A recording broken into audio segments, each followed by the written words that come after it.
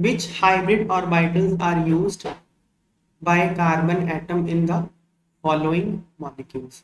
ये मॉलिक्यूल्स बताए गए हैं आपको, आपको ये बताना है इसमें कार्बन की हाइब्रिडाइजेशन क्या है। तो अगेन जो हमने फॉर्मूला ऊपर करा वही यूज होगा। क्या फॉर्मूला है? Number of sigma bond plus number of lone pair. इसको क्या बोलते हैं? Steric number. अगर तो स्टेरिक नंबर 2 है तो हाइब्रिडेशन sp होगा, 3 है तो sp2 होगा, 4 है तो sp3 होगा। कार्बन ना ये तीन तरह का ही शो करता है हाइब्रिडेशन, sp sp2 या sp3, इसके अलावा कोई करता नहीं है वो शो। तो इन तीनों में से कोई केस होगा। ठीक है, तो देखते हैं। अभी CH3 बताओ, इस कार्बन ने कितने सिग्मा बॉन्ड बना रखे? 3 ही बनाए। देखो मैं इसको खोल के लिखता हूँ, इसकी ओपन स्ट्रक्चर लिखता हूँ। हाँ देखो, इसको ऐसे ओपन करके लिखेंगे तो ऐसे होगा ना। तो इस कार्बन ने 4 सिग्मा बॉन्ड बनाए हैं और इसने 4 सिग्मा बॉन्ड। लोन पेयर कितने हैं? 0। तो 4 सिग्मा बॉन्ड लोन पेयर 0, तो sum of sigma bond plus lone pair 4 हो गया ना। तो ये क्या हो जाएगा? sp, और ये भी sp3 है ना। अगला देखते हैं। यहाँ क्या हुआ, देखो दोनों sp3 खोल के लिखा। ये देखो CH3 CH2, इसको ओपन करके लिखा है यहाँ देखो। ओपन करके स्ट्रक्चर ये बन गई। अब इसने कितने बॉन्ड बनाए? 4, तो sp3 हो जाएगा। इसने सिग्मा बॉन्ड 3 है, पाई बॉन्ड नहीं काउंट करना, सिग्मा बॉन्ड ही काउंट करना है, वो तो 3 है ना, तो sp2। इसने सिग्मा 3 ही है ना, लोन पेयर कोई है नहीं, तो sp2। ठीक है, अगला इसको देखो। इसको इसकी ओपन स्ट्रक्चर ये लिख ली हमने, एक्सपेंडेड फॉर्म। तो इसने कितने बॉन्ड बनाए? तो sp3। इसने तो sp3 हो जाएगा। अगला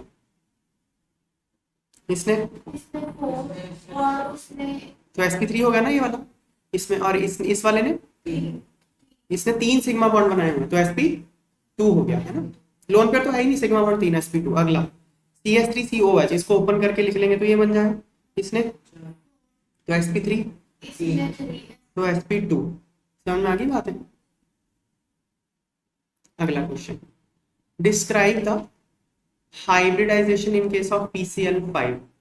पहले तो ये पूछ रहा है कि PCl5 की हाइब्रिडेशन क्या है, फास्फोरस की। ठीक है, तो देखो क्या हो गया, फास्फोरस का स्ट्रक्चर बनाएंगे PCl5 का, तो ये बनेगा ना। मैं इसकी स्ट्रक्चर बनाने में हेल्प कर देता हूँ पहले आपको, लुईस स्ट्रक्चर कैसे बनानी है। फास्फोरस के पास आउटर मोस्ट में कितने इलेक्ट्रॉन होते हैं? 5। देखो ग्रुप 15 का एलिमेंट है ना ये, नाइट्रोजन, फास्फोरस, आर्सेनिक, है कि नहीं, एंटीमनी बिस्मथ, है ना। ग्रुप 15 वाले जितने भी एलिमेंट होंगे ना, उनके आउटर मोस्ट में 5 इलेक्ट्रॉन होते हैं। ये बात याद कर लो। ग्रुप 13 वाले आउटर मोस्ट में 3, 14 वाले आउटर मोस्ट में 4, 15 वाले 5, 16 वाले 6, 17 वाले 7, 18 वाले 8। आउटर मोस्ट, ये 15 के एलिमेंट आउटर मोस्ट में 5 होंगे। 1 2 3 4 5। क्लोरीन को कितने इलेक्ट्रॉन चाहिए अपना ऑक्टेट पूरा करने के लिए? 1, क्योंकि आउटर मोस्ट में 7 होते हैं ना क्लोरीन के। तो क्लोरीन तो एक ही बॉन्ड बनाएगा ना, है कि नहीं? नहीं समझ में आ रही बात है? आ गई ना? ये हो गया पूरा ऑक्टेट इसका, है कि नहीं? चलो सबका नहीं समझ में आया? PCl5 नहीं, फास्फोरस के कितने हैं? फास्फोरस के पास 5 है ना, आउटर मोस्ट में 5 है ना। क्लोरीन के पास आउटर मोस्ट में 7 है, 1 2 3 4 5 6 7। क्लोरीन को एक ही इलेक्ट्रॉन चाहिए और तो एक बॉन्ड बना लेगा। ऐसे 5 क्लोरीन है तो पांचों एक एक बॉन्ड इसके साथ बना लेंगे, क्लोरीन का काम पूरा। फास्फोरस के पास 10 इलेक्ट्रॉन हो गए, एक्सपैंड हो गया ऑक्टेट। जितने भी एलिमेंट्स हैं सेकंड पीरियड से ऊपर, मतलब third and onwards, third fourth fifth sixth, ये सारे अपना ऑक्टेट एक्सपैंड कर सकते हैं, क्योंकि इनमें डी ऑर्बिटल होते हैं, ध्यान रखना। Third fourth fifth six seven, हम तो मेनली 6 तक ही पढ़ते हैं, थर्ड फोर्थ फिफ्थ सिक्स, ये अपना ऑक्टेट एक्सपेंड कर सकते हैं इस पीरियड के एलिमेंट, क्योंकि उनके पास डी ऑर्बिटल होता है। तो ये 5 बॉन्ड बनाएगा। अब अगर स्टीरिक नंबर 5 है तो हाइब्रिडेशन क्या होती है? मैंने क्या बोला था? sp3d, ये याद करना है आपको। तो इसकी हाइब्रिडेशन तो sp3d है। Phosphorus in PCl5 is sp3d hybridized. अब sp3d की जो शेप होती है मैंने क्या बताई थी? ट्रायगोनल बाइपिरामिडल, ये होती है, देखो यहाँ बनी हुई है ट्रायगोनल। क्यों बोलते हैं इसको ट्रायगोनल बाइपिरामिडल?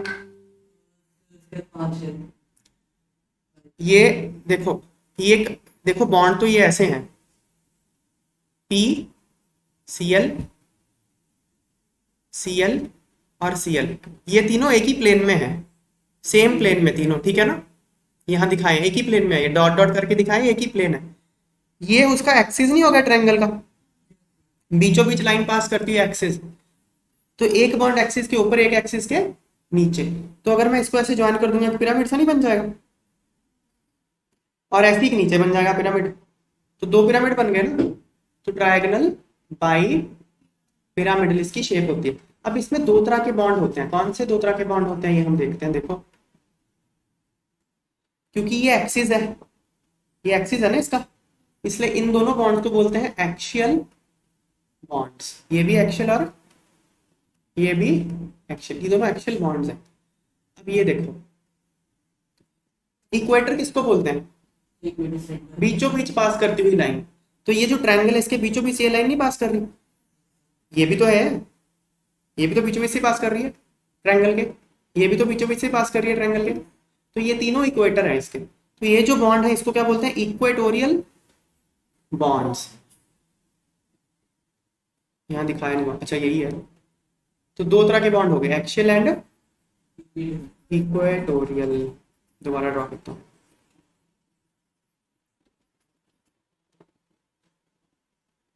एक्सियल कौन सा है, ये वाला, इक्वेटोरियल ये वाला। अब देखो, अब एक काम करते हैं, पहले ये देखते हैं कि जो एक्सियल बॉन्ड है उसकी बॉन्ड लेंथ कितनी है, 240 पिकोमीटर, और इक्वेटोरियल की 202। लंबा कौन है, एक्सियल, एक्सियल लंबा है। उसका रीजन देखो क्या है, देखो ये एक्सियल का बॉन्ड पेयर है ना, एक्सियल के बॉन्ड पेयर को कौन कौन रिपेल कर रहा है, देखो ये वाला लोन पेयर रिपेल करेगा इसको, इक्वेटोरियल वाला, ये भी इक्वेटोरियल और ये भी इक्वेटोरियल। एक्सियल और इक्वेटोरियल में एंगल कितना है, 90 डिग्री है कि नहीं। ये जो ब्लू वाले मैंने दिखाए और रेड वाले दिखाए, इनमें एंगल कितना है, 90 डिग्री। तो एक्सियल को 90 डिग्री से रिपल्शन करने वाले तीन लोग हैं, है कि नहीं, और 180 से रिपल्शन करने वाला एक है। 180 से रिपल्शन तो बहुत कम होती है, इसकी रिपल्शन तो इग्नोर कर सकते हो आप उसको। तो तीन लोग रिपेल कर रहे हैं उसको 90 डिग्री से, ठीक है। अब इक्वेटोरियल को देखते हैं, इक्वेटोरियल को देखो कौन कौन रिपेल कर रहे हैं। इक्वेटोरियल को एक तो ऊपर वाला एक्सियल रिपेल कर रहा है, एक इस वाले को देखो, इस वाले पे फोकस करो, इसको एक तो ये रिपेल कर रहा है 90 डिग्री पे ना, और ये दोनों जो मैंने ग्रीन में मार्क करे, ये दोनों इस इक्वेटोरियल को 90 डिग्री पे रिपेल नहीं कर रहे। नहीं समझ में आ रही बात है, ये एंगल 90 डिग्री है ना, तो इस इक्वेटोरियल बॉन्ड को ये दोनों एक्सियल 90 डिग्री पे रिपेल करेंगे। इक्वेटोरियल को 90 डिग्री वाले रिपेल करने वाले दो लोग हैं, बाकी इन दोनों में तो एंगल 120 डिग्री है। तो इस नहीं 109 नहीं 120 है, ये 120। इस इक्वेटोरियल और इस इक्वेटोरियल में एंगल 120 डिग्री है, और सिमिलरली इनमें भी 120 डिग्री। तो 120 डिग्री पर रिपल्शन दो लोग कर रहे हैं, 120 वाली उतनी ज्यादा नहीं होती रिपल्शन, ज्यादा 90 डिग्री वाली होती। तो 90 डिग्री वाले ऊपर 3 थे, नीचे 2 थे। तो एक्सियल बॉन्ड को 90 डिग्री पे तीन लोग रिपेल कर रहे हैं, इसलिए वो लंबा हो जाता है। इक्वेटोरियल बॉन्ड को 90 डिग्री पे सिर्फ दो बॉन्ड रिपेल करते हैं, इसलिए उतना लंबा वो नहीं होता। रिपल्शन किस केस में ज्यादा है, एक्सियल के केस में। ये बात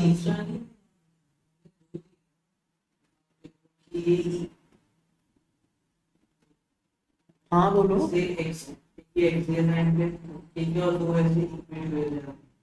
है। तो फिर आप कह रहे हैं कि ये जो दो इक्वेटोरियल है ये पढ़ते हैं आंसर। फॉस्फोरस, समझ में आ गई बात है। Phosphorus in PCl5 is sp3d hybrid, sp3d होता है।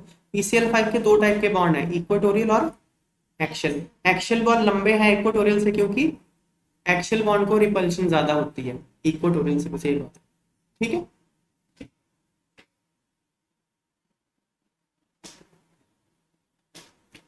अगला देखो, ड्रॉ डायग्राम्स शोइंग द, ये बड़ा अच्छा क्वेश्चन है, showing the formation of double bond and triple bond between these carbon atom.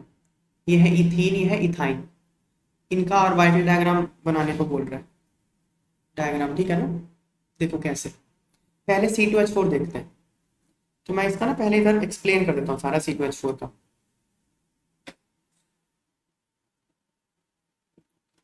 पहले इसका बॉन्ड स्ट्रक्चर बना ले, ये बनेगा,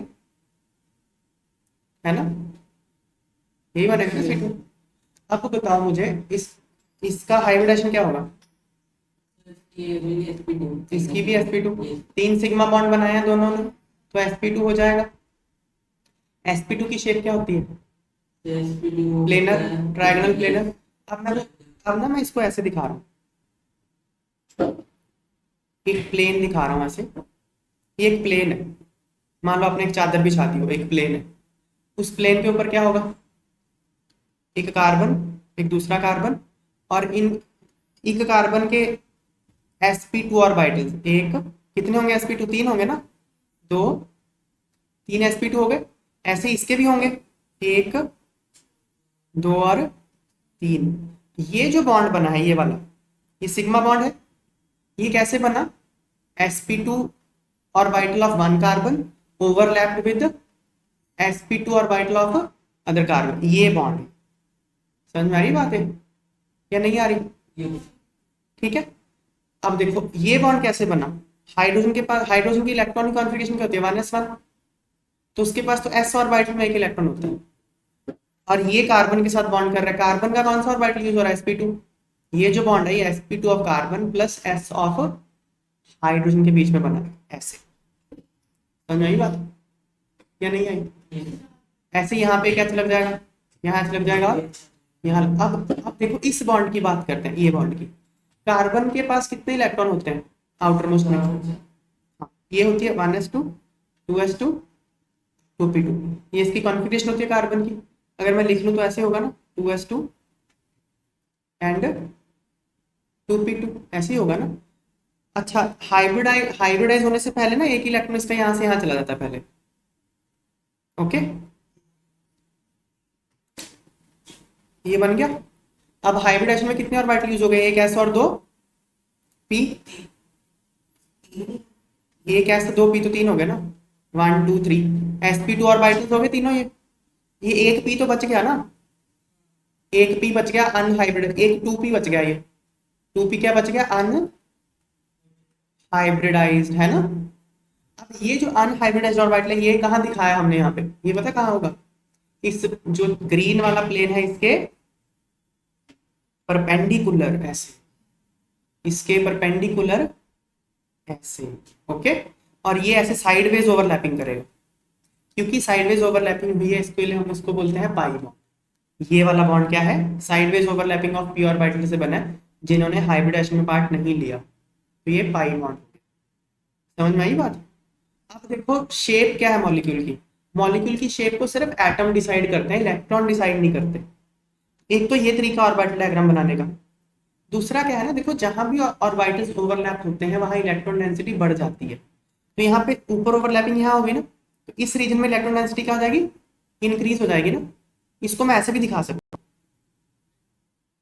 ये एक प्लेन बना लिया मैंने वही मॉलिक्यूल का, ठीक है, और इलेक्ट्रॉन डेंसिटी ऐसे ऊपर है और नीचे इलेक्ट्रॉन का क्लाउड यहाँ पे, बाकी तो है ही है, ये भी दिखा सकते हैं। तो इलेक्ट्रॉन के क्लाउड का तो शेप में कोई कंट्रीब्यूशन नहीं होता, तो मॉलिक्यूल ये प्लेनर है, उसको पॉइंट चार्ज बोलते हैं। होगा वहां भी इलेक्ट्रॉन क्लाउड, लेकिन ये पाई इलेक्ट्रॉन क्लाउड ऐसे दिखाया जाता है, इस तरह से भी इसको दिखा दिया जाता है। समझ आ गया कैसे बनाइए, हाँ बोलो। अगला देखो, इसको पढ़ लेते हैं एक बार, सारा थ्योरी लिख लेते हैं। इन the formation of ethene molecule, one of the sp2 hybrid orbitals of one carbon, sp2 orbital एक कार्बन का, इसका sp2 overlaps with sp2 of another carbon, actually इस कार्बन के ऑर्बिटल के साथ ओवरलैप कर लिया इसने एक्चुअली, ठीक है ना, क्या बन गया, कार्बन कार्बन सिग्मा बॉन्ड। बाकी जो sp2 ऑर्बिटल थे कार्बन के, उन्होंने किसके साथ बॉन्ड बना लिया, s ऑर्बिटल ऑफ हाइड्रोजन के साथ, तो ये बन गए ना 4 बॉन्ड, ये बन गए, ठीक है। फिर क्या था, एक p ऑर्बिटल जो कि अनहाइब्रिडाइज्ड होगा, है ना, एक p ऑर्बिटल जो अनहाइब्रिडाइज्ड होगा। यहाँ पे देखो हमने 2px या फिर 2py लिखा है, ये क्यों लिखा है ना, क्योंकि नॉर्मली जो इंटरन्यूक्लियर एक्सिस है उसको z एक्सिस माना जाता है नॉर्मली, ओके। तो z एक्सिस इंटरन्यूक्लियर एक्सिस है, मतलब pz तो फिर हाइब्रिडाइजेशन में चला गया ना, ओके, बच गया पी एक्स या फिर पी वाई, इसलिए लिखा। देखो यहाँ पे हमने क्या दिखाया था कि एक मतलब एक बचेगा इनमें से, कोई कोई एक बच जाएगा ना, वो पी एक्स भी हो सकता है, पी वाई भी हो सकता है, पी जेड भी हो सकता है, तो इसमें मत कंफ्यूज होना। मैंने क्या लिखा, टू पी एक्स और टू पी वाई लिख दिया ना, ये कोई भी हो सकता है, वो तो इंटरन्यूक्लियर एक बच जाएगा बस, दो बच जाएंगे ना। द अनहाइब्रिडाइज्ड 2px और 2py of one carbon atom overlaps sideways with similar orbital of other atom to form weak pi bond। जो अनहाइब्रिडाइज बच गए ये दोनों साइडवेज ओवरलैप करके पाई बॉन्ड बना लेंगे, ठीक है ना। ये डायग्राम देखिए यहाँ दिखाई हुई है, ऊपर पाई बॉन्ड है इलेक्ट्रॉन क्लाउड, नीचे सारे सिग्मा बॉन्ड है। इसको ऐसे भी रिप्रेजेंट कर सकते हो, ऐसे भी रिप्रेजेंट कर सकते हो, ऐसे भी रिप्रेजेंट कर सकते हो। क्लियर है, ठीक है। देखो नेक्स्ट देखो C2H2, अब तो समझ आओगे, इजी है। C2H2 देखें हम लोग, C2H2 का स्ट्रक्चर बनाते हैं पहले। C triple bond C H और H बन गया C2H2। सिग्मा बॉन्ड कितने हैं, दो, एक और एक, दो। हाइब्रिडेशन क्या हो जाएगी, sp, दोनों की sp हो जाएगी। sp टोटल ऑर्बिटल दो होते हैं, तो एक कार्बन उसका एक sp इधर, एक sp इधर, दूसरा कार्बन उसका एक sp इधर होगा, इसके साथ बॉन्ड बना लेगा, है ना। दूसरा sp यहाँ होगा, बॉन्ड बना लेगा। तो एक जो सिग्मा बॉन्ड बन गया किसके ओवरलैप से बनेगा, sp के, sp of one carbon and sp of other, ये सिग्मा बॉन्ड ऐसे बन गया, है ना। ओके नेक्स्ट देखो, ये वाला कैसे बनेगा, sp of one carbon plus s of hydrogen, hydrogen ऐसे ऐसे लेके आ जाएगा अपना, यहाँ पे भी वही होगा। बचे ये दो पाई बॉन्ड, है ना, ये दो पाई बॉन्ड बच गए ना। इनका क्या करना है, देखो ये देखो, ये मान लो मेरी कोई एक्सिस है, इंटरन्यूक्लियर एक्सिस है ना, ये इसके परपेंडिकुलर होगा ऐसे, और इन दोनों के एक ऐसे एक्सिस ऐसे भी होगा ना, एक्स वाई जेड एक्सिस। जो दो अनहाइब्रिड, अब देखो पहले कार्बन का इलेक्ट्रॉनिक कॉन्फ़िगरेशन दिखता है, 1s2 2s2 2p2, सो होगा 2s2 2p2।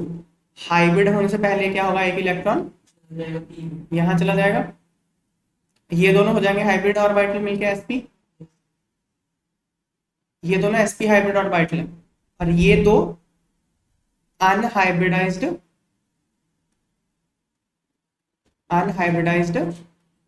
p बच गए। कार्बन के पास दो p बच गए अनहाइब्रिडाइज्ड, वो कहाँ है देखो, एक यहाँ है परपेंडिकुलर इसके, इसके परपेंडिकुलर यहाँ है, एक यहाँ होगा, है ना, और एक कहाँ है, एक इन दोनों के परपेंडिकुलर, रेड में दिखा रहा हूं ऐसे, समझ में आई बात है। अब ओवरलैपिंग कैसे होगी, साइडवेज ओवरलैप रेड रेड के साथ करेगा, और वो दूसरा वाला ब्लू वाला सेम एक्सिस के लॉन्ग है तभी तो करेंगे ना। ये बन गया पाई बॉन्ड, ये इसके ऑर्बिटल डायग्राम, ये जो दोनों बॉन्ड बने दिस एंड दिस, ये कैसे बने, साइडवेज ओवरलैपिंग से बने, समझ में आई बात। अब इसको दिखाने का ढंग क्या, देखो जो साइडवेज इलेक्ट्रॉन क्लाउड है ना, इसको ऐसे दिखाते हैं, मैं दोबारा बनाता हूँ, एक रॉड की तरह है ये मॉलिक्यूल, एक रॉड की तरह है मॉलिक्यूल ये। इस रॉड में यहाँ कार्बन है, यहाँ कार्बन है, यहाँ हाइड्रोजन, यहाँ हाइड्रोजन, ऐसे ही है ना। और उस रॉड के अराउंड इलेक्ट्रॉन क्लाउड है, ये बात समझ में आ रही है, उसके अराउंड है ना इलेक्ट्रॉन, ये देखो ये यहाँ पे इलेक्ट्रॉन क्लाउड होगा ना सारा, पाई, ये पाई इलेक्ट्रॉन क्लाउड है, तो इस शेप को बोलते हैं सिलेंड्रिकल शेप है ये, and electron cloud is surrounding that cylindrical shape in cylindrical manner. समझ में आ गई बात है, इलेक्ट्रॉन क्लाउड अभी z और y एक्सिस मैटर नहीं, एक्सिस नहीं है, पूरा डिस्ट्रीब्यूट हो जाएगा ऐसे, सब जगह ही होगा ना, ठीक है ना, सिलेंड्रिकल से हो जाएगा। जैसे आपने किसी सिलेंड्रिकल बॉटल को कवर में रख दिया उसके, तो देखो in the formation of ethyne molecule, दोनों कार्बन एटम क्या होते हैं, sp हाइब्रिड हो जाते हैं, हैविंग टू अनहाइब्रिडाइज्ड ऑर्बिटल्स, दो अनहाइब्रिड p बच जाएंगे, ठीक है ना। एक sp orbital of one carbon overlaps actually with sp hybrid orbital of other at carbon atom to form carbon carbon single sigma bond. ये देखो बन गया। जो बाकी hybridized orbital of each carbon atom थे उन्होंने क्या किया, half filled s orbital of hydrogen के साथ सिग्मा बॉन्ड बना लिया। ये रहे बन गए तो सिग्मा बॉन्ड। अब पाई बॉन्ड की बारी आएगी। ये देखो पाई बॉन्ड। जो दो अनहाइब्रिडाइज्ड p ऑर्बिटल बचे थे उन्होंने साइडवेज ओवरलैप करके दो पाई बॉन्ड बना लिए। देखो दिख रहे हैं पाई बॉन्ड, है ना? नहीं पता चल रहा? ये रहा ना, इसके साथ इसके साथ तो ट्रिपल बॉन्ड बन गया। सो triple bond between two carbon atoms is made up of एक सिग्मा बॉन्ड एंड दो पाई बॉन्ड। कौन सा ट्रिपल बॉन्ड? ये कार्बन एटम के बीच का ट्रिपल बॉन्ड था, जो इसमें एक सिग्मा बॉन्ड है और दो पाई बॉन्ड्स हैं। ठीक है ना? ये देखो इलेक्ट्रॉन क्लाउड कैसे सिलेंड्रिकल दिखाया हुआ ना, सिलेंड्रिकल सिमेट्रिकल, ये होता है इसका शेप।